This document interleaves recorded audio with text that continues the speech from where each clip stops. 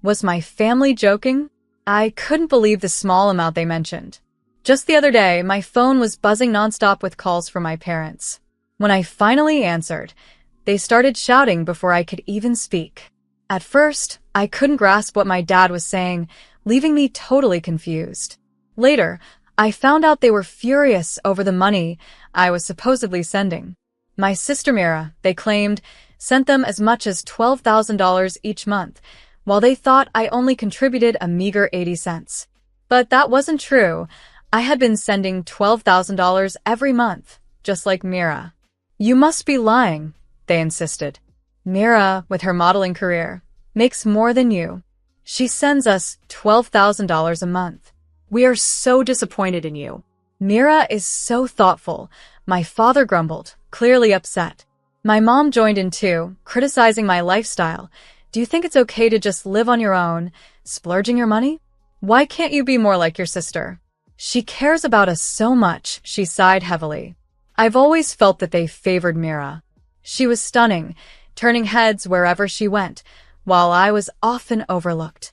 People always compared us, praising her beauty and joking about how plain I looked next to her. From a young age, it was clear to everyone that Mira was destined for success in acting or modeling.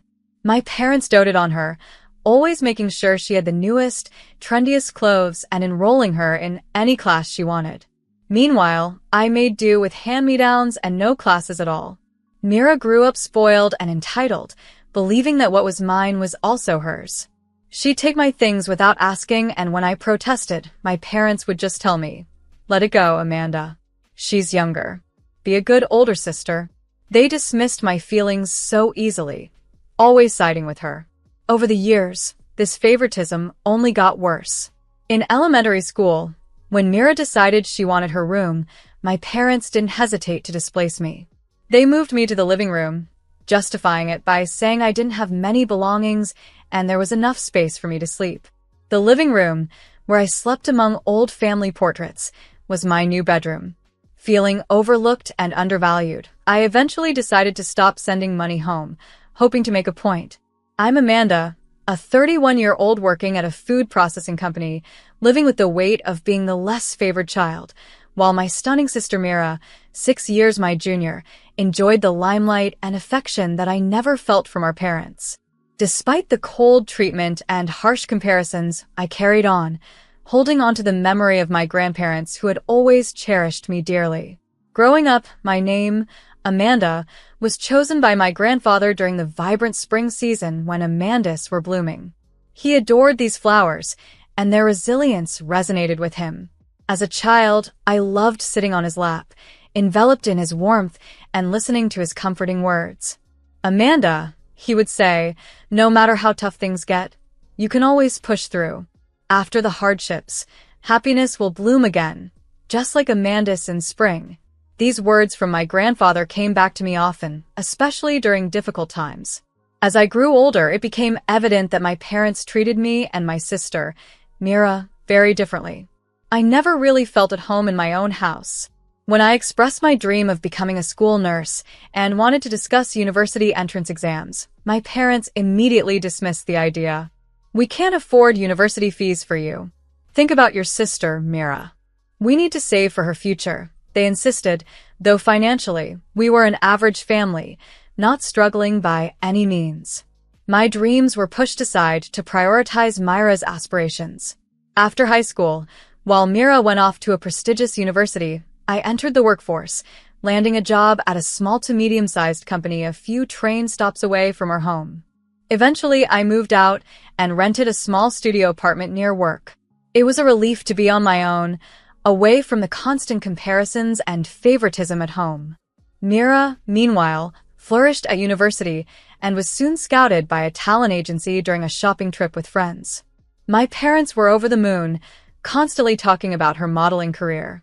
One day, Mira called me, her voice full of excitement and gratitude.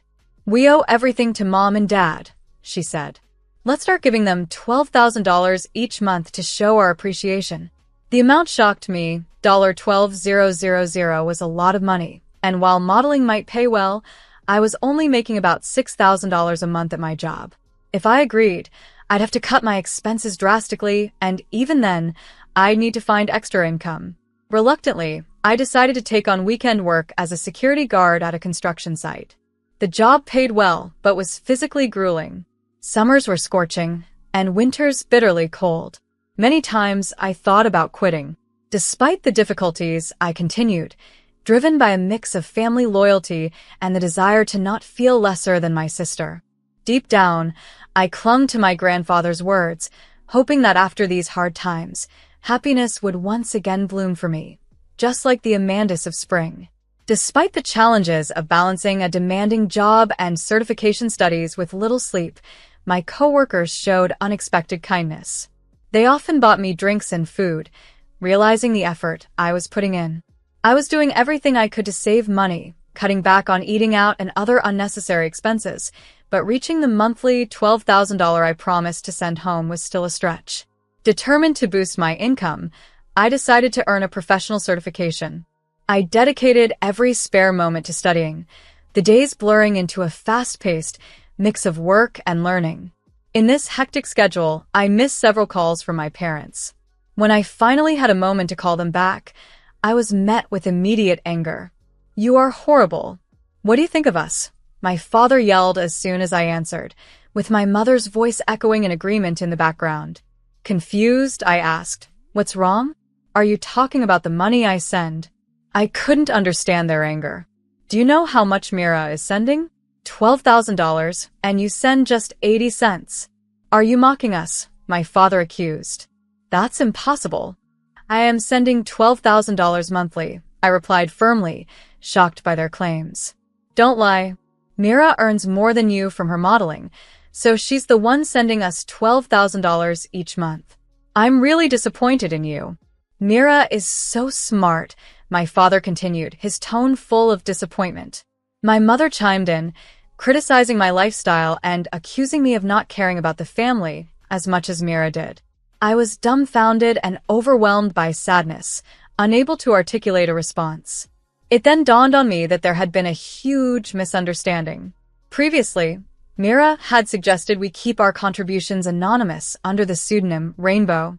At the time, I didn't realize Myra's stage name was Rain, and it turned out the transactions of 80 cents were mistakenly recorded under my name, Amanda, while Mira was credited with the $12,000 contributions.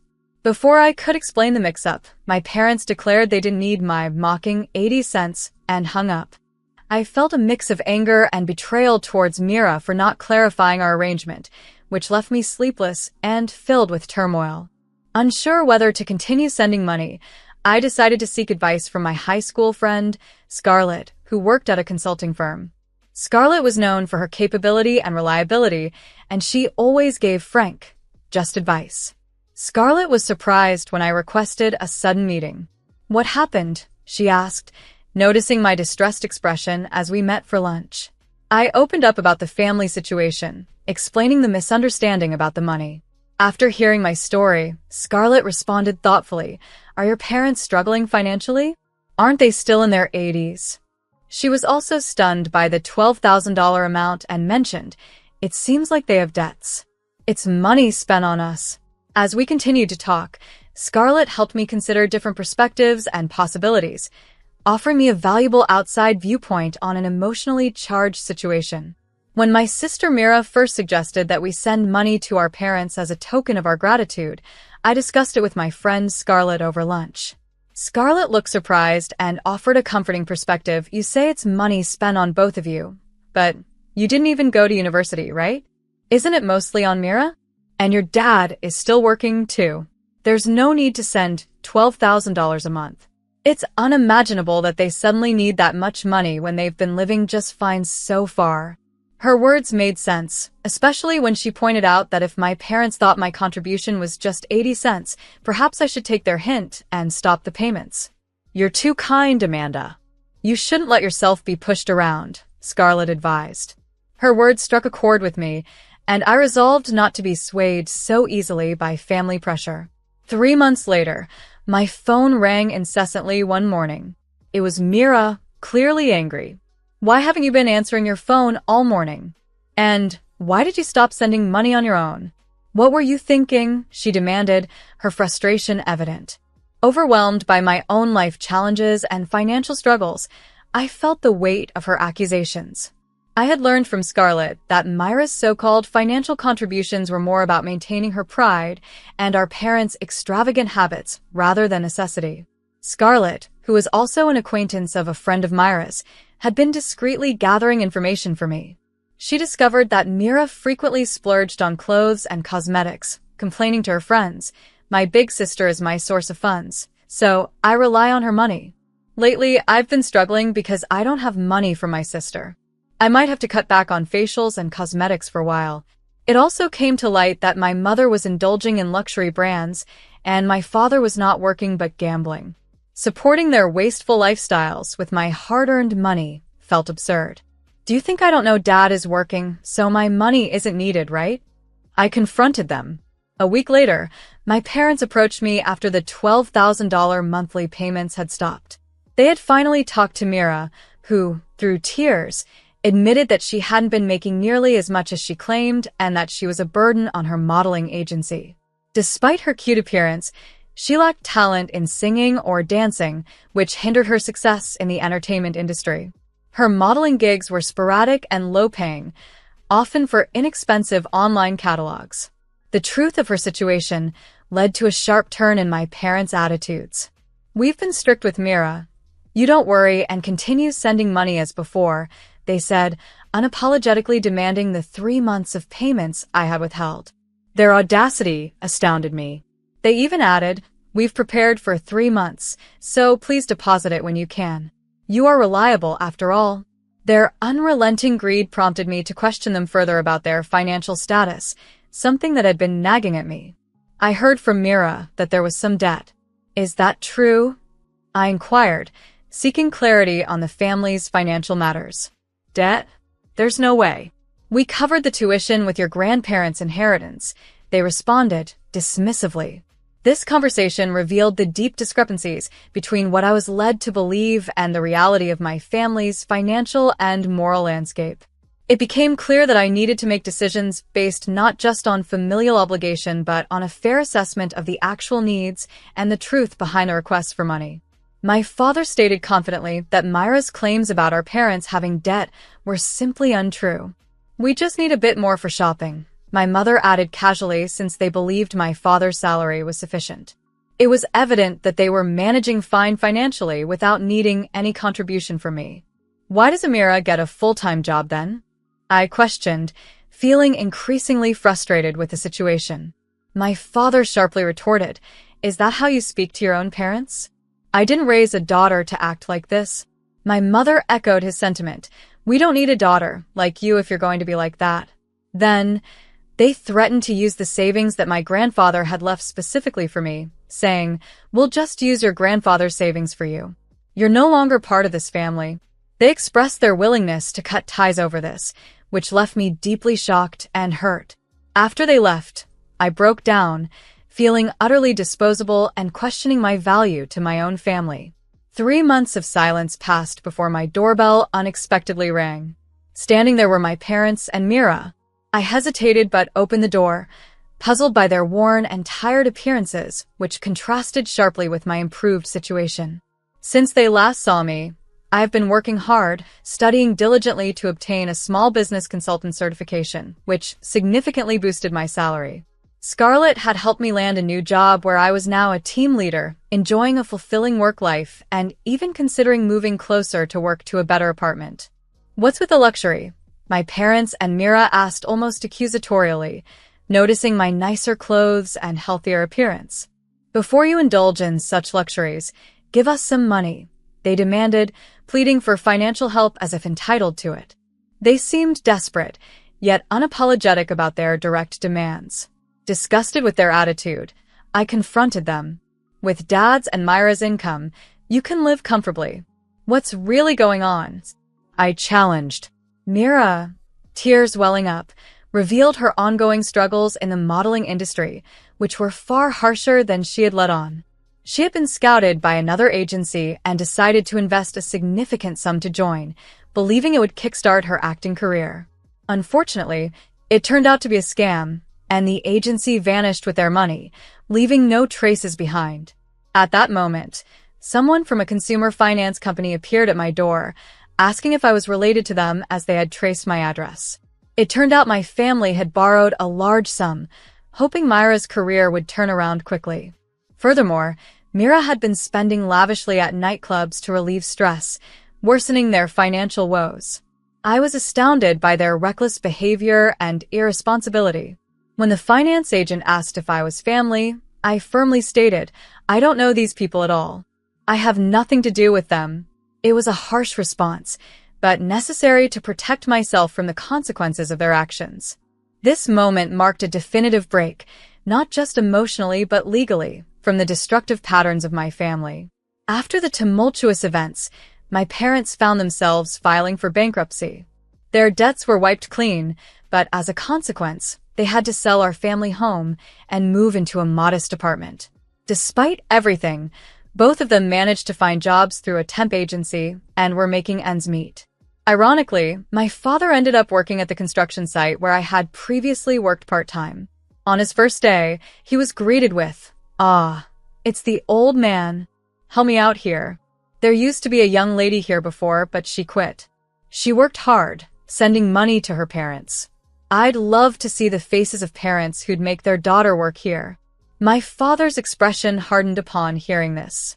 Meanwhile, Mira, having abandoned her modeling aspirations, tried her luck in the nightlife scene.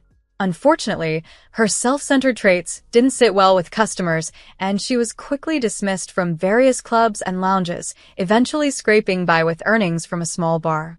Her lifestyle led to noticeable changes in her appearance, and among the regulars, tales of her modeling days seemed like distant, almost unbelievable memories. "A model? Who are you kidding? Look in the mirror," they would mock. As for me, I severed ties with my family and focused on building my own life.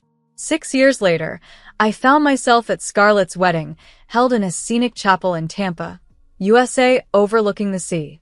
The vast blue stretched before us, and the atmosphere was charged with a sense of new beginnings. Next to Scarlett stood her husband, beaming with pride. Scarlett, who had been focusing on her career, had unexpectedly fallen in love with a colleague. During the wedding, she leaned over to me and said with a radiant smile, "Amanda, you should also face your feelings. I achieve everything I want on my own and quickly discard what I don't need." Her husband chimed in jokingly, "Don't throw me away, okay?" Scarlett's wedding was a celebration of freedom, the freedom she helped me find. I expressed my heartfelt gratitude. "Scarlett, be happy. I'm really grateful to you." It was a joyous occasion, and as the festivities drew to a close, Scarlett introduced me to a friend of theirs, Ethan, or Ethan as he was known. Tall, well-built, with a charming smile, he ran an architectural firm. "I wanted to introduce Ethan to you, Amanda. Your personalities are almost the same," Scarlett joked, sparking laughter among us. Ethan and I connected instantly and decided to grab a meal together. As we talked and laughed, I felt a sense of hope and excitement bloom within me, much like the Amandus my grandfather so loved. Moving forward, I plan to embrace both work and love, determined to live life to its fullest. "Grandpa, please keep watching over me from above. I'll make sure to blossom fully," I whispered to myself, a smile spreading across my face as I looked forward to the future.